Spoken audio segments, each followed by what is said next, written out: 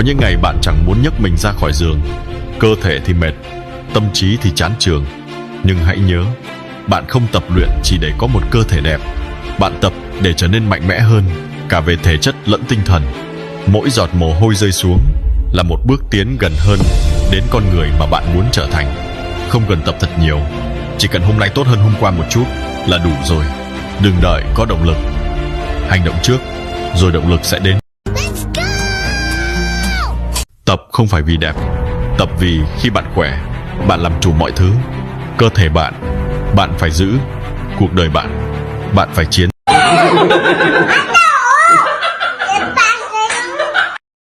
Trời, ghê chưa? Ghê chưa? Ghê chưa?